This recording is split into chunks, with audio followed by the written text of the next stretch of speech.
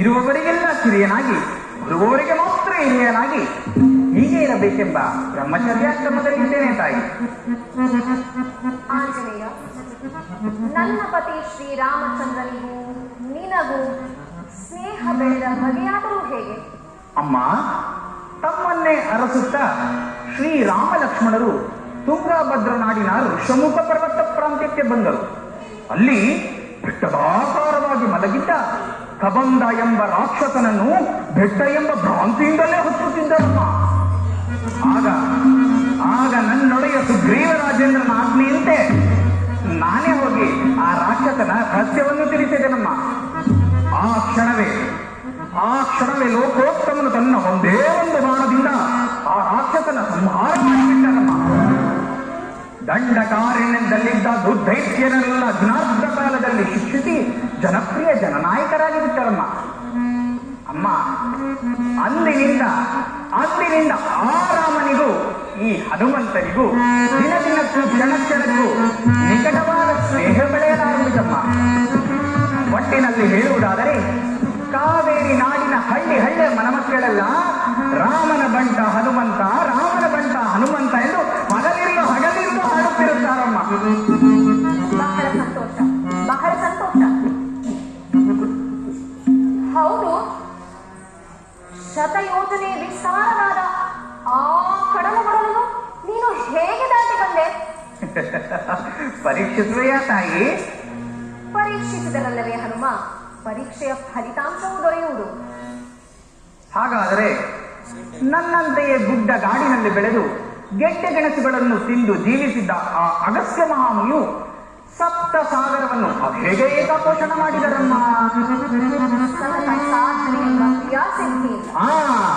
ಆ ಕ್ರಿಯಾಸಿದ್ಧಿ ಎಂಬ ಮಹಾವಿದ್ಯೆಯಿಂದಲೇ ಈ ನಿಮ್ಮ ಹನುಮ ಧ್ಯಾನ ಮನನಾದಿ ಸಾಂಖ್ಯಯೋಗಗಳನ್ನು ಹಠಯೋಗಗಳನ್ನು ಕಲಿತವನಮ್ಮ.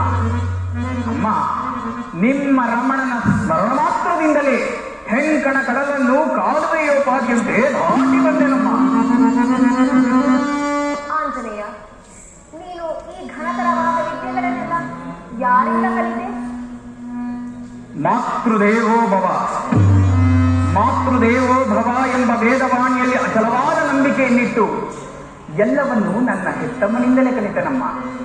ಅಮ್ಮ, ಒಟ್ಟಿನಲ್ಲಿ ಹೇಳುವುದಾದರೆ ಈ ಜಗತ್ತಿನಲ್ಲಿ ತಾಯಿಗಿಂತ ಮಿಗಿಲಾದ ಗುರು ದೈವ ಬೇರೊಂದಿಲ್ಲ ಎಂಬುದೇ ನನ್ನ ಭಾವನೆಯಮ್ಮ.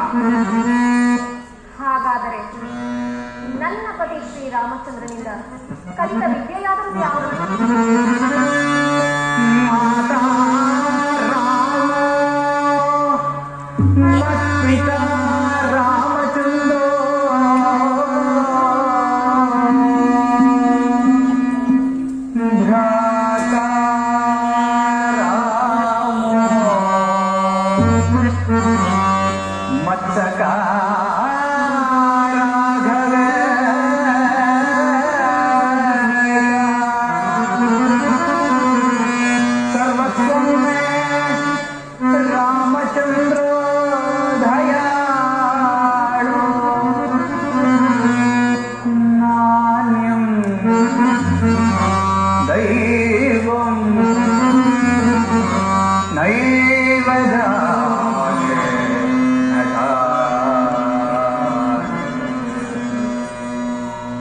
ಅಮ್ಮ, ನೀವಿನ್ನು ಈ ಕಾಡು ನಾಡಿನ ಕಪಿಯನ್ನು ಪರೀಕ್ಷಿಸುವುದಾದರೆ ಅನ್ಯತಾ ಭಾವಿಸದೆ ಮನಸ ಒಪ್ಪಿದಲ್ಲಿ ಬನ್ನಿ, ನನ್ನಿ ಭುಜದ ಮೇಲೆ ಕುಳಿತುಕೊಳ್ಳಿ.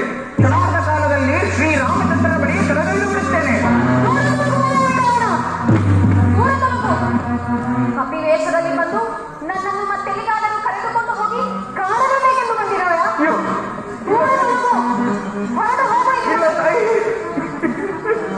ಇಲ್ಲ ತಾಯಿ, ಅಯ್ಯೋ ಅಮ್ಮ, ಈತ ಕೇಡಿಗ ರಾವಣನಲ್ಲ, ಮಾಕೋಣಗ ಹನುಮಂತ ತಾಯಿ. ನಂಬು ತಾಯಿ, ನಂಬುದು.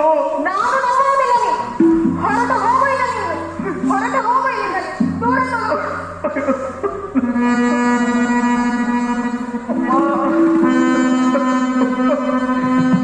ನಾನೇನು ಮಾಡಿಕೊಂಡೆ? ನನ್ನ ಈ ಕಪಿತನ ಬುದ್ಧಿಯಿಂದ ಆ ಮಾತೆ ನನ್ನ ಮೇಲಿಟ್ಟ ನಂಬಿಕೆ ಎಲ್ಲವನ್ನು ಕಳೆದುಕೊಂಡನಲ್ಲ. ನನಗೆ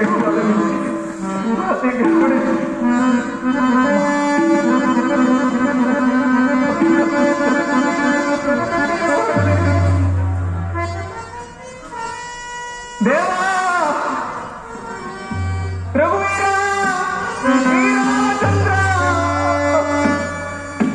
ನಿನ್ನ ನಿಜ ಮೂರ್ತಿವಂತ ಸ್ವರೂಪವನ್ನಾದರೂ ನನ್ನೀ ಹೃದಯದಲ್ಲಿ ನಿಲ್ಲಿಸು. ಎಡಬಗದಾದರೂ ಸೈ ಮಾತೆ ನನ್ನನ್ನು ನಂಬುವಂತೆ ಮಾಡಿ ನನ್ನೀ ದೂತ ಲಕ್ಷಣವನ್ನು ನಿತ್ಯ ಸತ್ಯವನ್ನಾಗಿಸುತ್ತೇನೆ.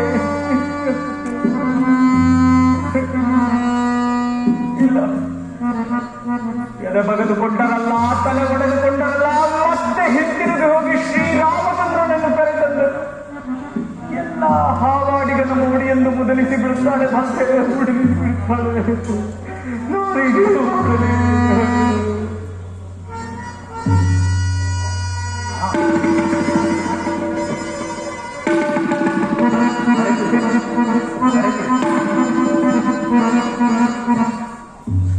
ಅಮ್ಮ ಅಮ್ಮ ತೆಗೆದುಕೋ ತಾಯಿ. ಏನದು? ಮುದ್ರಿಕೆ ತಾಯಿ.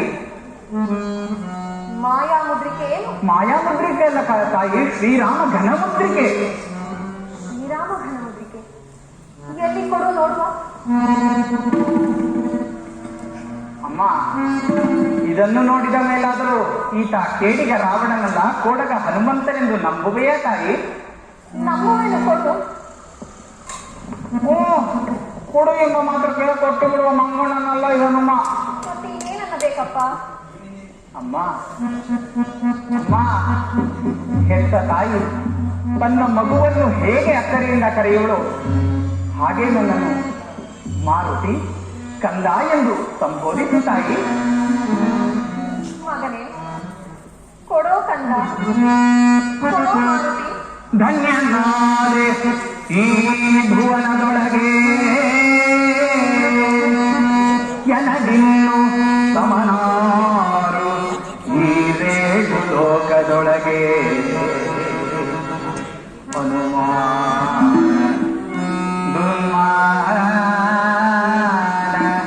ಹನುಮಾನ ದುರ್ಮಾನ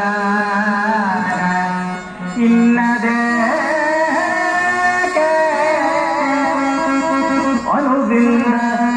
ಸ್ವೀಕರಿಸುವುದು ಶ್ರೀರಾಮಗನ ಮುದ್ರಿಕೆ.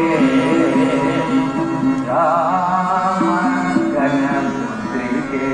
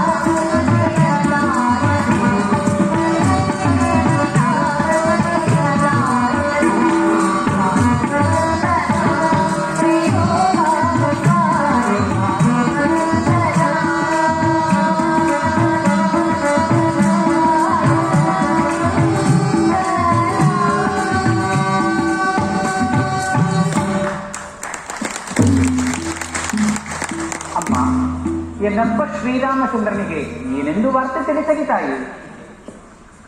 ಮಾರುತಿ, ನಾನು ಜನಕರಾಜೇಂದ್ರನ ಸಾಕು ಮಗಳು ಮಾತ್ರವಲ್ಲ, ದಶರಥರಾಯನ ಹಿರಿಯ ಸುತೆಯಷ್ಟೇ ಅಲ್ಲ, ಶ್ರೀರಾಮಚಂದ್ರನ ಧರ್ಮ ಪತ್ನಿ ಎಂಬುದು ಎಷ್ಟು ನಿತ್ಯ ಸತ್ಯವೋ, ಮಹಾಬ್ರಾಹ್ಮಣ ಪ್ರಚಂಡ ರಾವಣನ ಹಿರಿಯ ಮಗಳು ಎಂಬುದು ತಪ್ಪದೇ ತಿಳಿಸಬೇಕಪ್ಪ. ಆಗಲಿ ತಾಯಿ. ಅಮ್ಮ, ತಮ್ಮನ್ನು ಸಂದರ್ಶಿಸಿದ ಗುರುತಿಗಾಗಿ ಯಾವುದಾದ್ರೂ ಒಂದು ಅಭಿಜ್ಞಾನ ವಸ್ತುವನ್ನು ದಯಪಾಲಿಸಲಿಯಾ ತಾಯಿ? ಏನನ್ನು ಕೊಡೋದು? ಹಾ, ಮರೆತಿದ್ದೆ ಅಂದ್ರೆ ತೆಗೆದುಕೊಂಡು ಚೂಡಾರತ್ನವನ್ನು. ಇದನ್ನು ನನ್ನ ಪತಿ ಶ್ರೀರಾಮಚಂದ್ರನಿಗೆ ಅರ್ಪಿಸಿ ಆದಷ್ಟು ಬೇಗ ನನ್ನನ್ನು ಇಲ್ಲಿಂದ ಕರೆದುಕೊಂಡು ಹೋಗಲು ತಿಳಿಸಬೇಕಪ್ಪ. ಆಗಲಿ ತಾಯಿ, ಆಗಲಿ. ನೀವೇನು ಚಿಂತಿಸಬೇಡಿ ತಾಯಿ. ಆ ಲೋಕಗಳನ್ನು ಕಟ್ಟಾಡಿ ಬಾಳುತ್ತಿರುವ ಪರಮಾರೀಶ್ವರ ಪ್ರಚಂಡ ರಾಮನನ್ನು ಸಂದರ್ಶಿಸಿ ಸಂಧಾನ ಮಾಡಿಕೊಂಡೇ ನಿಂತಿರುವೆನು. ನೀವಿನ್ನು ತವರು ಮನೆಗೆ ಬಂದ ಹಿರಿಯ ಮಗಳಂತೆ ಆಯಾಗಿರಿ.